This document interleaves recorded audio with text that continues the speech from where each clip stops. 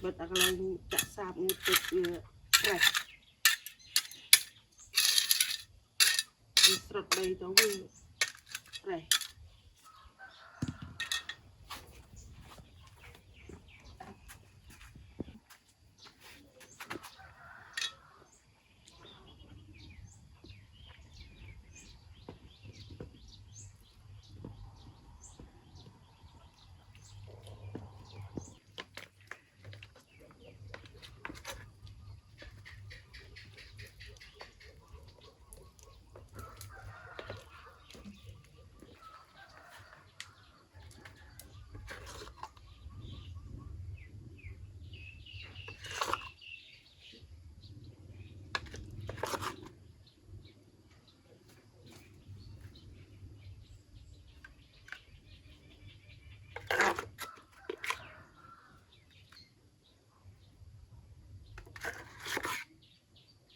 mình bật tấu tịch về ở cho tàu cáo về hồ máu trồ được này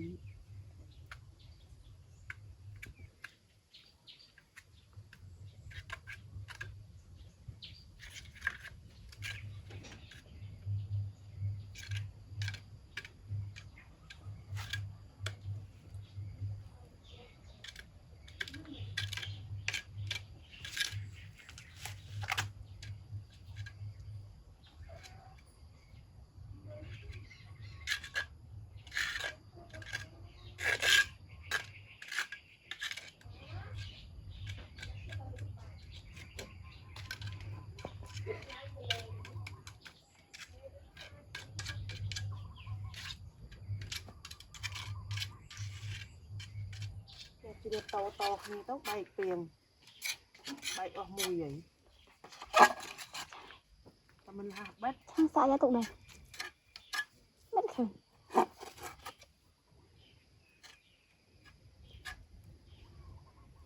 nó bật về hời và du tấu bay tiền nó mùi nát nhét tí mùi phàm bay mờn máu bay thấy anh nên đặt lù đại tế tiền nên phớ nên luộc nhận đây ấy đã rồi lấy được bay tiền bàn gì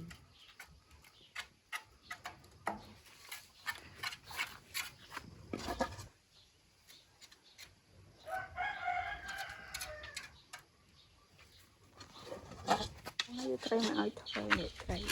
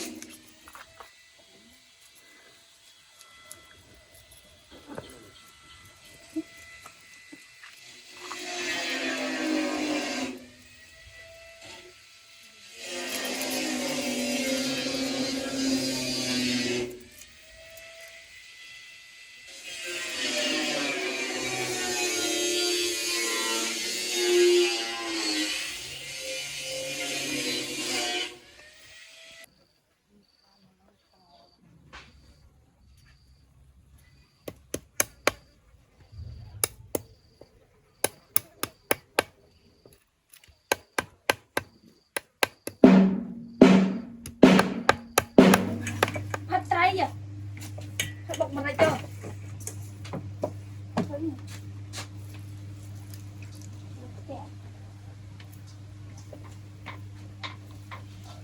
sao anh không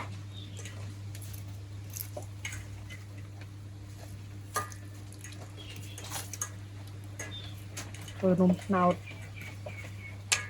hộp đòn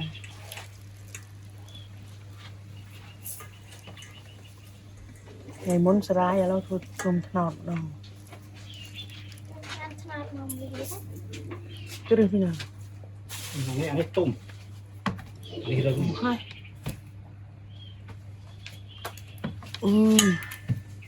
នេះឡើងរឹងកព្រឹសហ៎ច្បាច់មិនបែក นี่มันอยากต้มอะไร ហើ วะ យកងមិនចេញ เกลียว ឃើញឆ្នោតច្រើនណាស់ខ្វាកនឹងធ្វើអីនៅធ្វើនំហូបទៅកុំឲ្យកូនវាទាលុយទៅទិញនំគេពេក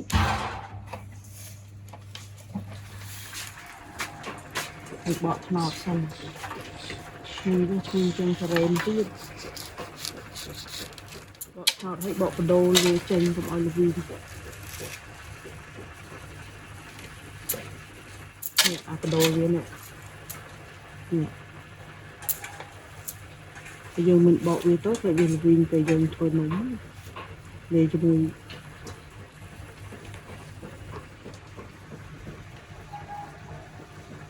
នេះបដូរវានៅកន្លែងតំបន់ថ្នោតធ្វើថ្នោតហូបនៅស្រុកស្រែគ្មានអីទេបើកូនគ្លៀននំគ្លៀនអី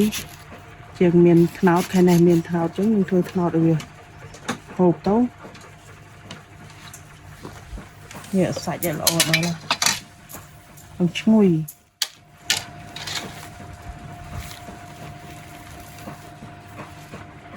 ចឹងយើងទិញកតំណើបមកយើងវិច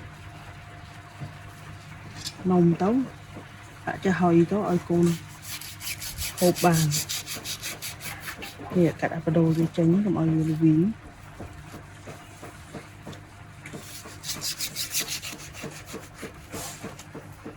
ឈ្ងុយណាឈ្ងុយជាងតរ៉េនទៀតហ៎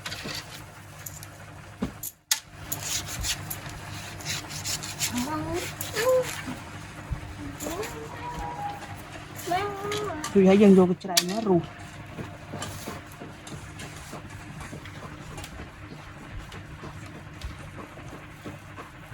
ដាក់ច្រើនពេកក៏អត់កើតទេដាក់តាមល្មមរុះល្មមបាន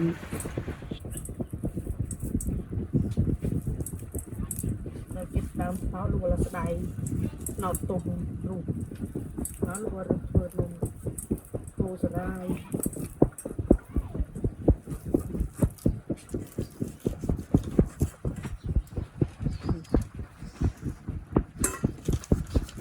យើងដាក់រុំចេះហើយវា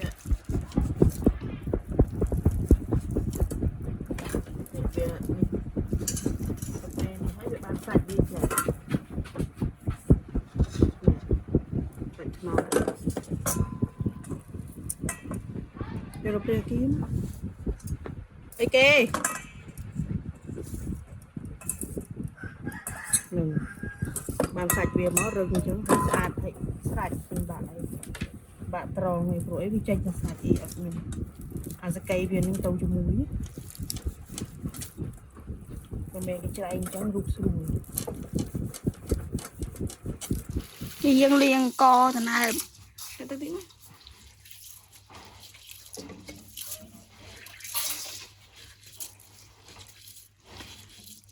កំហៀងនៅដល់ជួយចាក់ទឹកឯង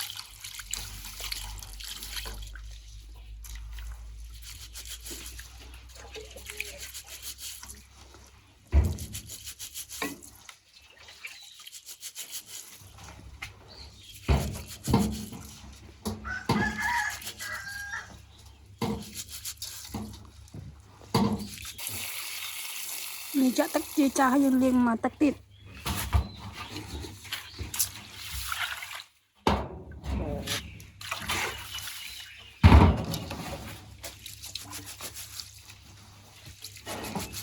យើងលាងពីទឹកនេះយើងលាងមកទឹកនេះមកទឹកទៀតត្រង់ឲ្យវាស្រស់ទឹកមកស្ទុះសិនអត់ទៅលាយមួយស្ករបើណោតនេះដាក់កាត់លឹកចេកនំអោចូលជួយរើសម៉ាក់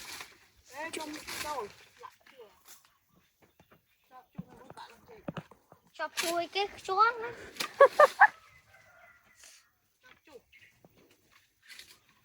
chọc chui rồi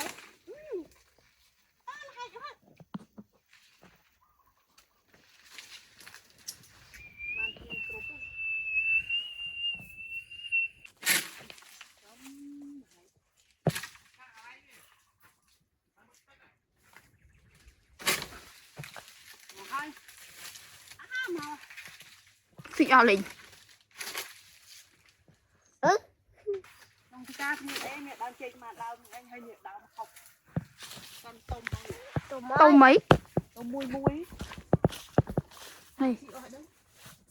Má ơi, chị đã phân lao ao ấy mơ. Gì? Má lao ấy mơ.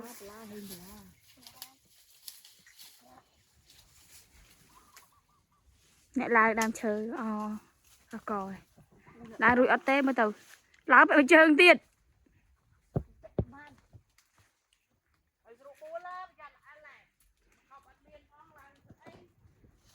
cho anh màu miếng tay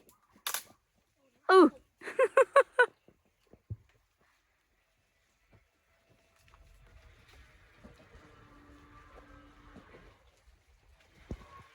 mày phiền mà hoài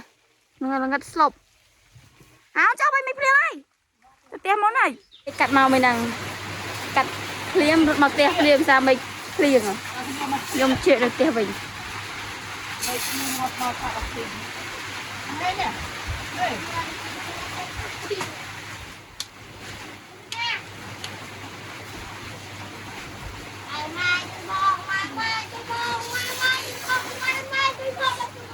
Người ta chỉ lộ cái tao á thì mình phải coi.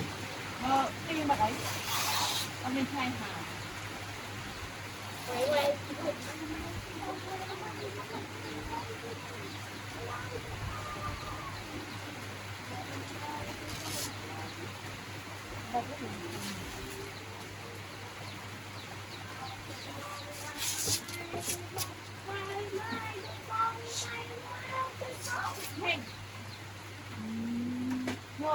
Lật nó đã đồ có sao là lật tích tích ấy.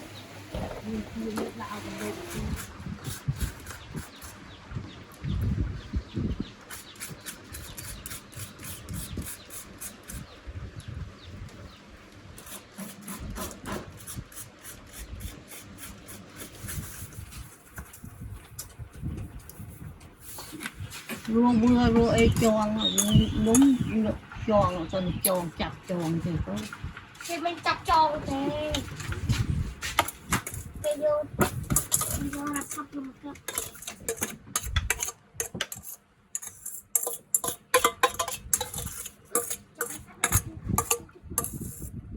có phải đây khăn đấy là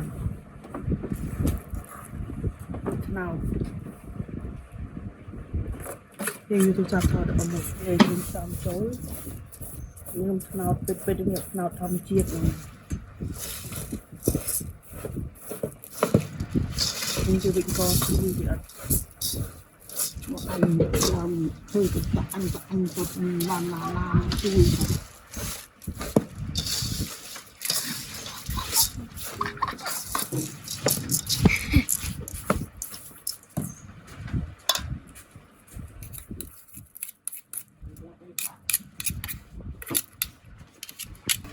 sân nông từ đồ má từ đồ mùi thôi cái này luôn cho tí như vậy trò rồi cái ròm hào đi cho hỏi anh sạn mặc lại cắt lật nhầm lẹ vậy lật anh sọt bằng mặt khu còi tao bên đây chuyện hai vậy Mẹ cho nó không theo.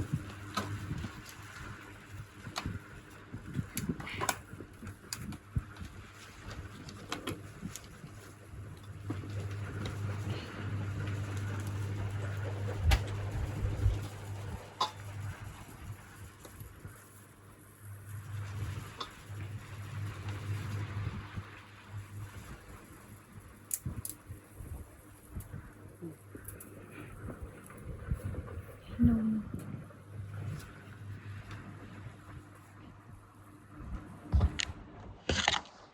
Giọt cho mày.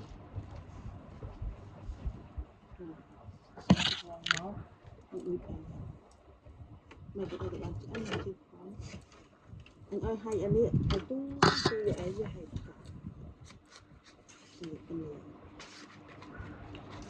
đó là ngày nay hơi kham ấy Hay sao giống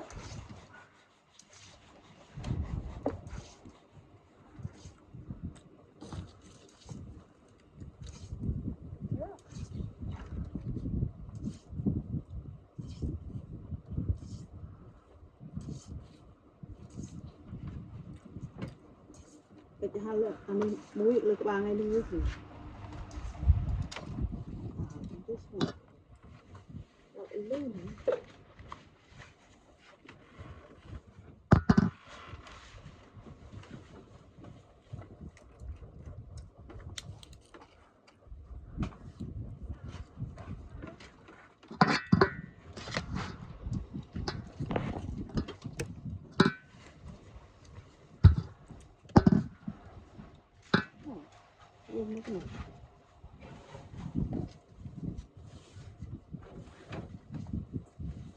đi nông giờ đã cho hồi chết ăn này cùng học khám phơi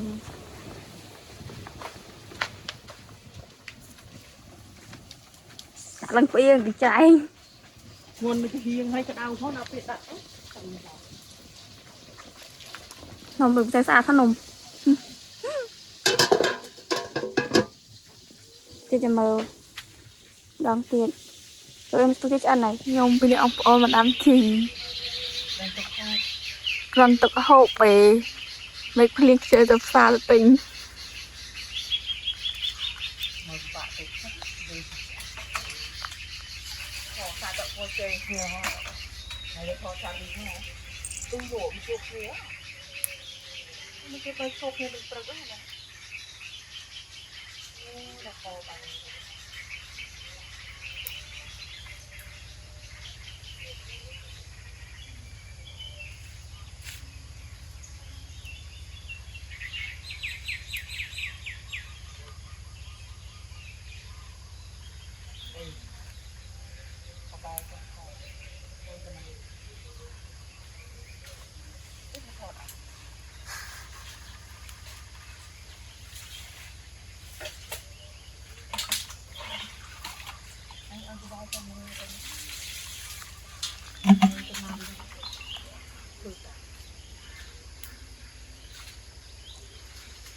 đi ăn rồi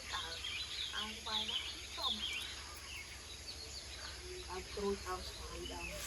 đi ăn mấy rồi mấy đi cha cha về luôn mày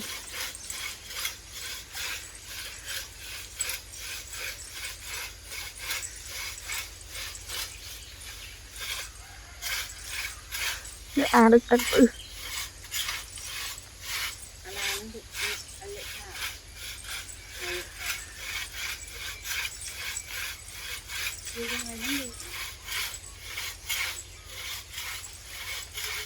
xoài với một cà phê đây này vô mấy cái đại này nào đấy đại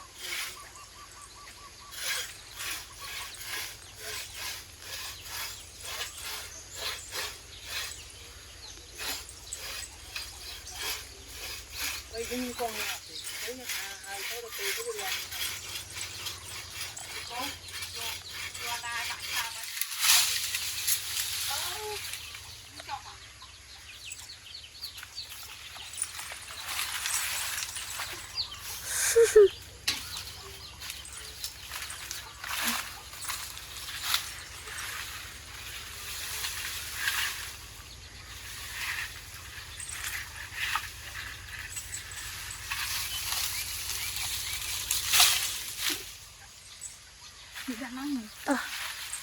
nó ngay mà ai tụi nó rồi nó đập cái được mà ăn một chiếc đây cái bột sẵn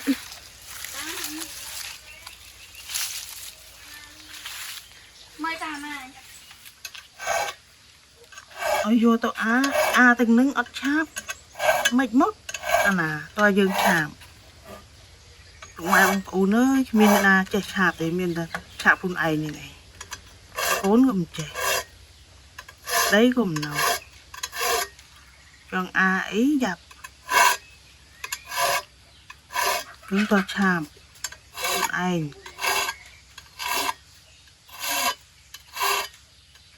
là lộc muốn nó tôi chul cái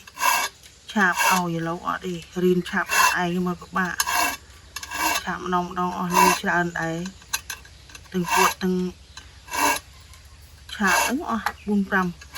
quan lùi ngoài vậy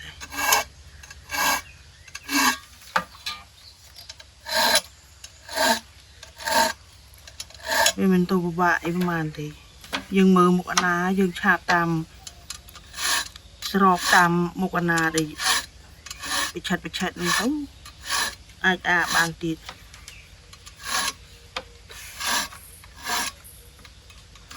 នេះជាផ្ទះយាយបេះប្រូតោះពី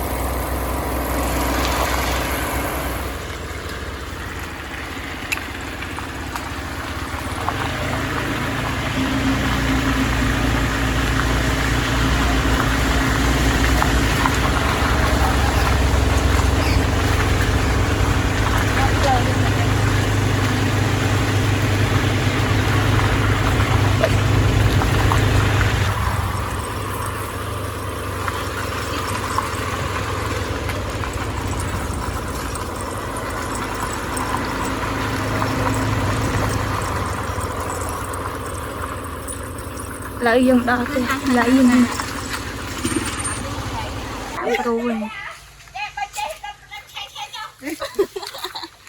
នេះបាននេះយកឲ្យឆាមីដាំត្រាំឲ្យនឹងជ្រក់ទួយទៅមកសំប្រូយាយមិនយកថាទេម៉ៃខ្ញុំដល់ទៅគេជរៀងថាមួយឆែកផ្ទះទៅទៀតទៅវត្ត em chắc thế này ឲ្យទៅឆៅមកទៅសោតទៅសោតទៅឆៅមកស្លាប់ជ្រក់អេជ្រក់ជ្រក់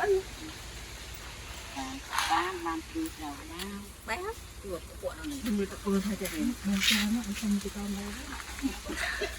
នៅចិត្តនេះសោះ để coi ông lại bếp rổ này nó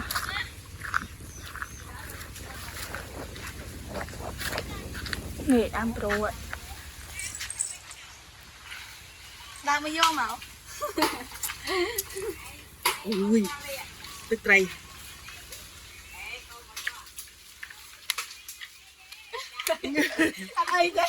thế mà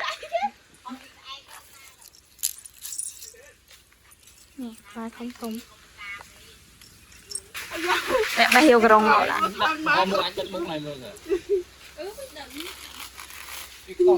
xong cái bên sông trên này vô cái rong mà cái cái chứ không ai sông ấy phải cái rong thôi miếng đặt nè bây giờ nhọn tinh máu mà ui sao tăng krong trắng hả ủa lục bông trà phá ngồi mà mình nhắm người luôn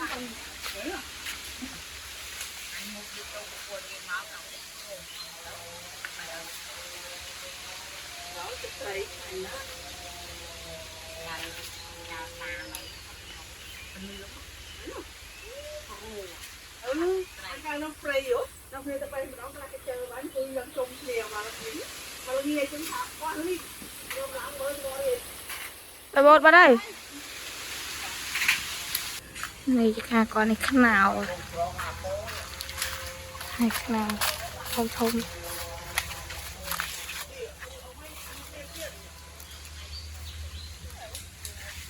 chọn tôm khôngนี่ก็ดาวนูจะกาก็นี่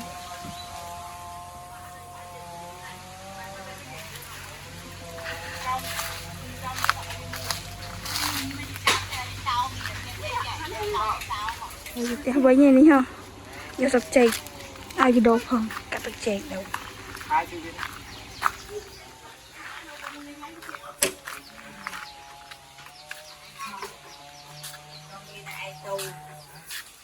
người cho cá không cho cá tụi con tụi tay đã đau nuôi cái tàu á đâu này mười tôi tụt xe rồi con bao nhiêu ở bên trong xe chăm ý qua đi ở đi chanh em mình bay ở trong នេះចេញឡើងកញ្ឆាយបន្តិចយកទៅដាំ à màu bên con lưu tố ở ngoài ô tu màu tụt qua lại cái cho nam thề như này mai mơm luôn vai nhà này vậy nó mượn đangประมาณ làm bên đây cắt đấy mình កញ្ឆាយ đấy nhỉ ở đây cắt lạc vía mồm thôi không bị thay đâu bạn đấy cái đấy tôi pui ba này nhỉ bà nó vô pi dịp thiệp nó tập bay tuồng tỷ dịp thiệp ọt miền này anh đi miền màu mấy này còn với như này không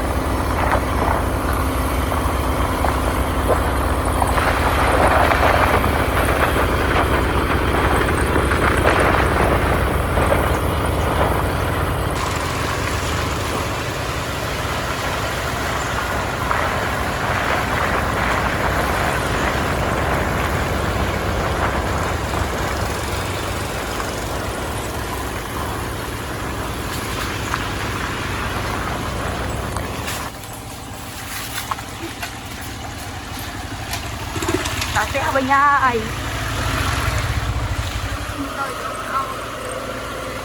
ថ្ងៃនេះខ្ញុំជិះម៉ូតូទៅយកប្អូនថ្ងៃនេះហ៎ទឹកឡៃធ្វើម្ហូបភ្លេចមើលម៉ោងចង់ហួសម៉ោងទៅយកប្អូនព្រោះចេញឯក៏មិនដឹង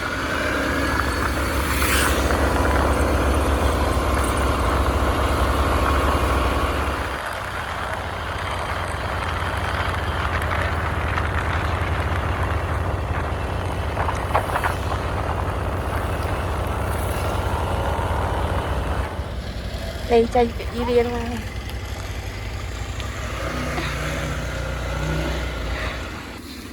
សាលាពីរៀននេះណា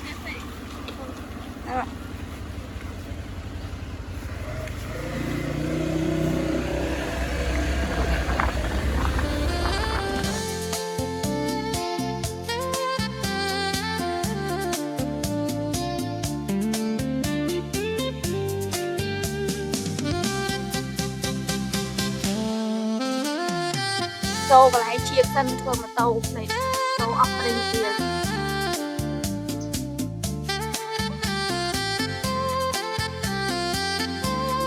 ធ្វើម៉ូតូសិននេះម៉ូតូអស់ប្រេងទៀតហើយចូលថា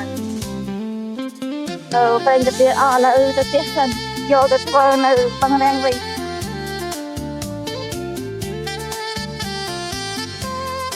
អាមិនទេទុំជីកគាត់ទូដល់ហើយ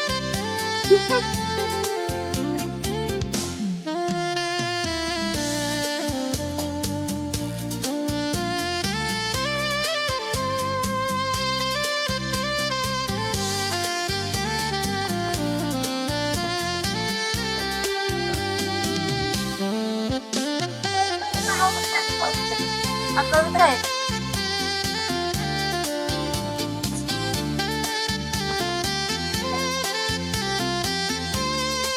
អត់ទៅដល់ផ្ទះវិញនេះ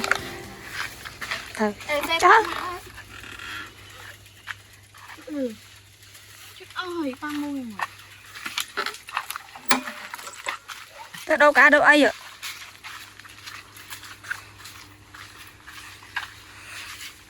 lúc này ông ôn ơi này pro bài hai môn này đi từ cây đi pro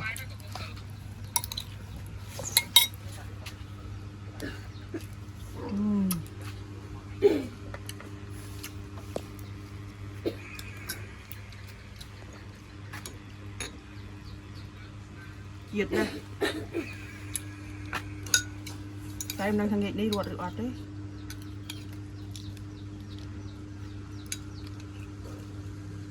Ơi. Hả?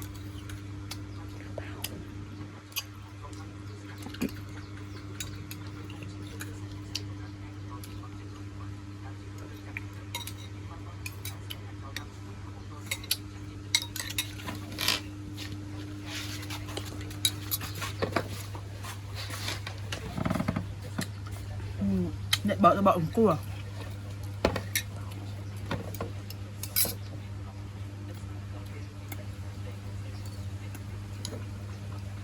Kiệt bọc kê.